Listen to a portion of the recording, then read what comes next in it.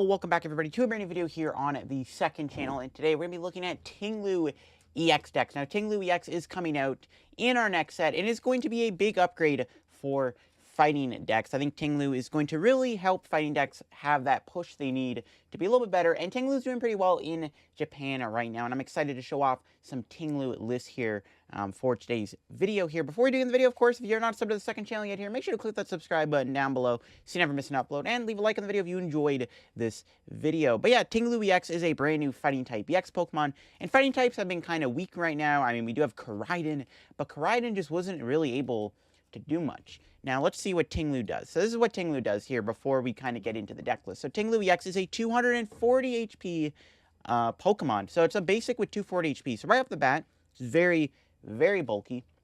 And it has the ability Earth Curse, which is kind of the selling point of it. As long as this Pokemon is in the active spot, opponent's Pokemon, except for Pokemon EX, that have any damage counters on them, have no ability. So essentially, with Ting Lu in the active spot, your opponent cannot play their abilities as long as it's not on an EX. So obviously you're not shutting off Gardevoir, you're not shutting off Miraidon, but you are shutting off big abilities like Genesect V, you're shutting off Radiant Greninja, and you're shutting off Comfey, which is huge. So you are shutting off a decent bit of abilities, and you have the attack Land Scoop that does 150 damage for 3 fighting, and then you put 2 damage counters on one of your opponent's bench Pokemon. So essentially, you're just playing a deck that tries to prevent your opponent from playing the game. And Ting Lu's a really good addition to the fighting archetype because fighting types don't really have this level of disruption. Most of the time, fighting is just like raw power with like Koraidon, Great Tusk. But Ting Lu kind of slows things down a little bit more,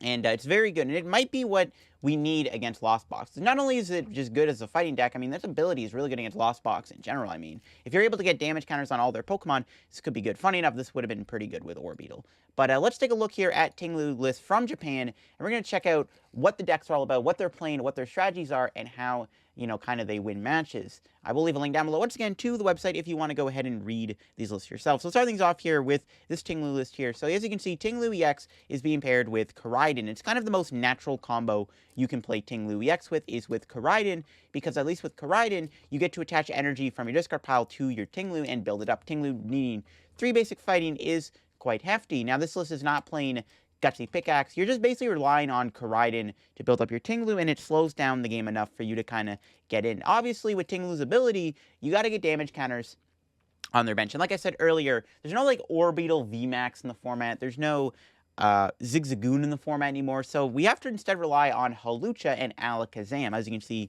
this list does play the Radiant Alakazam alongside the Hawlucha. When you play down Hawlucha on your bench, you can put a damage counter on 2 of your opponent's bench Pokemon. So essentially, you drop down the Hawlucha, you pick 2 Pokemon, and you can even use Alakazam if you want to move the damage something to the active, or later on in the game you want to move the damage around with Ting Lu's main attack. Again, Ting Lu's attack does do 150 damage, and then you have to put 2 damage counters on one of your opponent's bench Pokemon. So then, the next turn, you can, like, Alakazam one of the damage off that you did with the effect of that attack onto another Pokemon. So that's basically the concept behind the strategies. You're trying to use Hawlucha with Radiant Alakazam, and use Koraidon to build up your Ting Lu. Now, there are some other things going on in the deck here. We do see the Squawk ability. Once again, Squawk ability is basically just Dedenne GX on your first turn. It's a first turn Dedenne effect. And then you have Aerodactyl V-Star. Now, this is the most interesting, I guess, thing going on in this deck is that 1/1 Aerodactyl.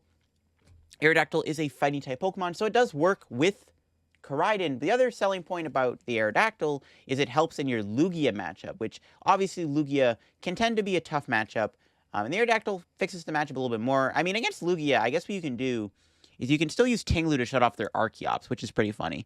That is one way you can beat Lugia, but yeah, I do like the Aerodactyl for the extra bit of insurance. Just Ancient Star is really good, and then you do get a really strong fighting type attacker with Aerodactyl. Some other cool things going on this list here. We do see this list does play Trekking Shoes to get energy in the discard pile for the Koraidon. The big thing with Alakazam is with Alakazam, you can play Greninja. Greninja would be really good in this deck because it lets you discard a fight energy, which can set up for Koraidon's ability. Unfortunately, because we have to play the Alakazam because it's too important not to play, you can't really play the Greninja. So instead, this person opted to play Force Shoes and the 4 Ultra Ball to get rid of energy.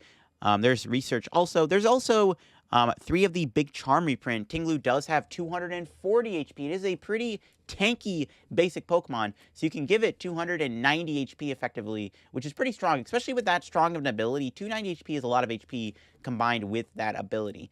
There's an EXP share to reserve energy. The interesting thing is actually the Dynatree Hills. Dynatree Hill basically states Pokemon cannot be healed as long as this card is in place. So your opponent can't play switch card or anything to try to like heal their Comfeys, and there's no other healing shenanigans like a Radiant Serena they can do to stop Ting Lu's ability from shutting off their abilities. So that's kind of a really cool inclusion playing at the Dynatree Hill over something like Lake Acuity or something. We got another Ting Lu list here. Once again, playing at the 1/1 Aerodactyl. List is fairly similar. We do see the Spiritomb in the deck. Spiritomb, of course, has the ability to shut off basically Genesect. It's kind of funny how like anti-Mew this list is specifically. Not only do we have like Aerodactyl, which technically can shut off Genesect if you really wanted to get greedy, you also have the Ting Lu, and you have the Spiritomb all trying to shut off Mew. I guess Spiritomb helps a little bit more. I guess Mew can play a path down. Well, actually, that wouldn't matter because they can do Genesect anyways. That wouldn't even matter. Huh. I don't even know why I said that. This build does play Gutsy Pickaxe, however, we do see the Gutsy Pickaxe, we can look at the top card of your deck, and if it's a fight energy, attach it to one of your bench Pokemon. So it still does play Gutsy Pickaxe. Also playing 2 Gape Bog. Gape Bog, of course, does also get damage counters on Pokemon. When you play it down, your opponent, benches something, it's got to take 20 damage. So effectively, what this list is saying that I'm going to put a Gape Bog in play, and if you bench a Pokemon, then it's going to take 20 damage, and your abilities are going to be shut off because there's a Ting Lu in the active spot. This build here, once again, playing the Koraidon. Very similar list to the other one. This one does play a couple more Stadiums and Ionos. This one does play Collapse and Temple of Sinnoh for a little bit of extra disruption. This one also plays Battle VIP. Then we got another list here using Quick Shooting Inteleon. Now, this is a very cool build of the list, playing the Inteleon alongside the Mustard. Now, this is kind of the big thing that I've seen is actually the Mustard Inteleon. So the idea behind this build is you can use Rapid Strike Mustard. It puts a Rapid Strike Pokemon from discard pile into play on your bench if you have, this card is the only card in your hand. And you put the Inteleon into play for free, and you get Quick Shooting, which does put 2 damage counters on your opponent's Pokemon, which obviously is going to be really good when you combine that with Ting Lu's ability. This is a really cool idea, using the Mustard to get Inteleon, because obviously Inteleon, you have to play Rare Candy nowadays. Rare Candy is a lot slower, but this build just straight up goes for the Mustard combo to put Inteleon into play, which I really like. I do like this concept quite a bit. I think it's pretty smart, and I respect it.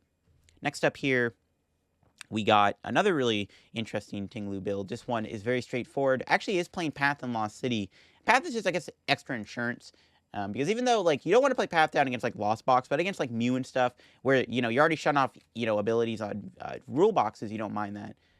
Playing Battle VIP. Got another build here. Once again, very straightforward build. This one does play heavy counts of Gapejaw Bog, really utilizing Gapejaw Bog alongside the 13 energy and the Gutsy Pickaxe spam that really try to, guarantee energy. We got another build here playing the one of Mawile. Mawile's been a really cool tech card right now in our standard format, so it's interesting to see that this Ting Lu list is playing that Mawile with the Tempting Trap. I'm not sure how good Mawile will be in our next set, whether or not Mawile will still be good, because, you look at this list. It's got 3 Escape Rope. That's already 3 switch. The list above it played 5 switching cards. The list above that played 4. So I'm not sold on Mawile, because switching cards might be more relevant going forward, but it can still work in some matchups. Another build here. This one is, once again, very straightforward. Playing 4 Avery, though. Really, really trying to disrupt the opponent, playing very heavy counts of Avery. Avery would get rid of their Pokemon that you shut off, but it does basically just force your opponent into some awkward spots. Also good against Gardevoir, which is probably going to be Ting Lu's hardest matchup, because I'm pretty sure Ting Lu's weak to Psychic. No, it's weak to Grass. But even then, Gardevoir is still tough, because, you're only doing 150. It's just not, I don't know. I feel like Gardevoir is still going to be a bad matchup, so playing 4 Avery would help a bit. And this build here, once again, very straightforward, playing at the Gutsy Pickaxe and the very heavy count of Gapejaw Bog. I'm not sure what stadium I like more in Ting Lu. Gapejaw Bog seems cool, but I'm not sold on Gapejaw Bog, because, I don't know if Gapejaw Bog is all that good in Ting Lu, and honestly, I feel like the best stadium would just be, Temple. The Dynatree Hill might honestly not be bad either. That might be a meme, but it honestly wouldn't be bad. Because, if you're going to play, Iono and Judge, because you can see, these Ting Lu lists are playing very heavy counts of Judge. A lot of people going into the new format and the new set are going to be like, oh, man, we're not going to play, Judge anymore. We're just going to play 4 Iono. But Iono does still help your opponent in the early game. I mean, giving your opponent 6 new cards is not as good as you might think.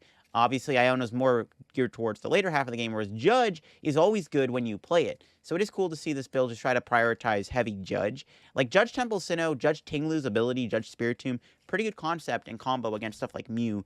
Instead of just playing Iono, like giving them 6 new cards. I mean, it's nice for your opponent, and they're going to appreciate that, you know? But yeah, a lot of these lists, as you can see, are very similar. They're playing basically the same concept. They got the Koraidon to build up Ting Lu. They have the Squawkabilly, whatever you call it, to have that extra draw effect and gets energy in the discard pile early on for Koraidon. They play the Alakazam and the Hawlucha combo, which you have to play. And they also have the Spiritomb for the Mew matchup. Just kind of what else they play. This build here is a little bit more all-in. This one does actually ditch the Alakazam for the Radiant Greninja. We see this one actually got top 16. So yeah, they did cut the Alakazam for the Radiant Greninja. We also see the Mawile and the 1/1 Aerodactyl V-Star. And this build also very much is straightforward with its supporters. 4 Research, 4 Judge, and 2 Boss's Orders. So basically just very straightforward build of Ting Lu with the 3 Temple of Sinnoh. We got this build here. Once again, just very straightforward concept. Another straightforward one. This one going back to the Aerodactyl engine, because Aerodactyl could be good. Again, being good against Lugia and having a really strong attacker with Aerodactyl's Lost Dive attack isn't bad either. Again, Lost Dive does a lot of damage, does 240, which is a pretty good chunk of damage, especially if some of these lists were playing Grant in them, which could help too. This one not playing the Aerodactyl. This one actually won a tournament, it looks like. Yeah, this one won a 70-player tournament. Okay, so this is a tourney-winning Ting Lu list. Yeah, Ting Lu's winning in Japan, and that's really exciting. As again, fighting decks right now are just not good. The only good fighting type is basically just like the Urshifu. This one here, runner-up. This one got 2nd place out of a 96-player tourney. This one's kind of cool. This one does play Diancie in it, and also a little bit more teched out. We see the Grant, we see the Penny in the deck. Penny's also probably good with Ting Lu. You can heal your Ting Lu, which could be pretty powerful, actually. That's a really interesting list. And then this one here, once again, playing the one of Diancie. I don't hate that. You can have Diancie in the active spot while you Koraidon to your Ting Lu, which is pretty smart, because then, of course, Diancie makes it so they can't boss your basics, and if everything on your bench is a basic, I mean, essentially this deck is all basics, so you can just kind of go from there, which is kind of smart. Another build here, playing the 1/1 Aerodactyl. Aerodactyl could be decent, too, against something like Flying Pikachu, I guess. Flying Pikachu could be relevant against Ting Lu. As you can see, these Ting Lu lists are literally just all basic decks. So, like, the only Pokemon in their decks are basics, except for the builds that do play the Aerodactyl. So, Flying Pikachu could be pretty punishing for these Ting Lu lists. That's another decent reason to play the Aerodactyl. And this one here, playing the 3 Dynatree Hill. This one above actually plays the Pokestop. I guess Pokestop could be good to, like, get your items, like Battle VIP, and get energy in the discard sometimes for Koraidon. This build playing the Dynatree Hill. Again, I like the idea of Dynatree Hill in the deck. It could be very decent if, you know, decks try to tech for Ting Lu, because, I mean, the best way to beat Ting Lu would be to heal your bench, right, so you can have your abilities again. And if Ting Lu's doing this well in tournaments, winning tournaments as we just saw, I mean, there's more reason to play these healing cards in your deck as a way to counter Ting Lu, and this could be why Dynatree Hill might be, like, the best tech card to beat the answers to Ting Lu. And we got a build here, playing Drapion, really trying to punish Mew, playing a Drapion and kind of the Ting Lu engine. This one also plays Lumineon in it, which is interesting. I don't think we've seen a list yet use Lumineon. This one's interesting, too. We see an Arcanine build here. This one got top 16. We see an Arcanine Koraidon Ting Lu deck. So kind of an all-in-one package, playing 2 different attackers, playing the Ting Lu option, and then also playing the Arcanine. This build does not play the Alakazam, playing the Radiant Greninja. Interestingly, too, it's playing the Hisuian Arcanine V without the Galarian Zapdos. This one also plays 2 Squawkabilly, but yeah, not playing the Zapdos are really interesting. I guess, like, you have 13 energy plus, you know, the Greninja Koraidon combo. It's not too bad, but it is interesting that it doesn't play the Galarian Zapdos. Penny is really good with Arcanine, too, so you can kind of loop Arcanine Penny over and over again, which is kind of cute.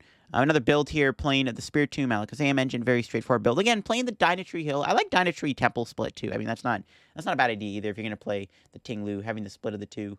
We got another build here, again, straightforward. Another build here, sacrificing the Alakazam. This one actually won a 64-player tournament, it looks like. So this one, sacrificing the Alakazam in place of the Greninja, and it paid off as this person did win the tournament. This one's also very straightforward. We see a lot of 4-ofs, 4 shoes, 4 Gutsy Pickaxe, 4 VIP, 4 Research, 4 Iono. So really try to just optimize this list. And I mean, it makes sense that a list like this did win, you know, a tournament. Another kind of straightforward build here. Got one. That one got top 8. This one got top 4 with the Aerodactyl V-Star in the list. And we see this one here, another straightforward build, got top 8. Another build using Mawile, and actually it did win a tournament. So the Mawile seems to be working in these Tinglu lists as, yeah, this Mawile list did win. But I guess Mawile could be good. If you know they're out of switching cards or they don't play that many, Mawile can be good against stuff like, you know, the Alakazam, just any Pokemon that can't really attack on the bench. So that's interesting. More Ting Lu. This one got top 8 in a huge 128 player tournament, and this one is playing the Dynatree Hill in the deck. Top 4 in a 32 player one with that. And see here, any more interesting lists here? Because we're almost through here. We do see the 1/1 Aerodactyl again returning. This one plays the other Spiritomb too. Wait, okay, that has to be a graphical glitch, right? That's not the no. Okay, that has to be like a graphic glitch. That's not the Spiritomb, right? That's not this. Yeah, that's got. I think they messed up the image here. There's no way that's the Spiritomb. That's the Spiritomb that does like more damage for each Spiritomb in your discard pile. But there's nothing else going on in the list to like support it. So that's probably the wrong image. There's no way they're playing that Spiritomb. It's definitely the wrong image. Another Diancie build here. Yeah, that's definitely the wrong image. There's all these other lists playing the Spiritomb. There's no way. This one going back to the Diancie. Diancie's kind of cute too. Definitely kind of cute in the list. And we see more Greninja action here. Really, again, sacrificing the Alakazam for the Greninja. It's very interesting. And that's it for the Tinglu list. So not as many, obviously, as like the Shine Pal list. And there wasn't as much, like, I guess, variety of, you know, builds of it. We just saw it was like, you either play like Alakazam or Greninja, you play the Spiritomb, you maybe play a Drapion, and you play Diancie, and maybe you play the Aerodactyl. And I feel like if I were to play Tinglu, I definitely like the Dynatree build a little bit more, because it just kind of counters what people could do to counter the list. Maybe trying out Aerodactyl in the Dynatree Hill build isn't bad either. Aerodactyl could be decent. Again, you kind of just lose to Flying Pikachu VMAX, I feel like, if you just play against Flying Pikachu, and I wouldn't want to take an L there. So the 1/1 Aerodactyl could help against something like Flying Pikachu. There's other like fighting evolutions you could play too. I guess Aerodactyl is the best fighting type evolution because it also helps more against Lugia. But yeah, that is it for the video here, looking at Tinglu list. Again, Tinglu is winning tournaments in Japan, and it's looking like it's going to be a very good deck going forward. It's really going to put fighting back on the map, because fighting right now is just kind of a little like on the down low in our format. Koraidon is just not quite where it's at. I just did a video on Koraidon on my main channel. If you haven't checked that out, by the way, go make sure you check out my Koraidon video. But yeah, Koraidon just hasn't been doing as well, you know, recently in the format, and it hasn't been able to work. And I feel like we can finally say that Koraidon is no longer going to be in the shadow of Miraidon. It looks like Koraidon is now going to be relevant in the format, as it's going to be a very important card in the Tinglu deck. So thanks for watching. I'll leave a link down below to the website if you want to go look at these Tinglu lists yourself. Let me know what you think of Tinglu EX down below in the comments. I would love to hear it, and all that good stuff. And I'll catch you on another video. Bye-bye.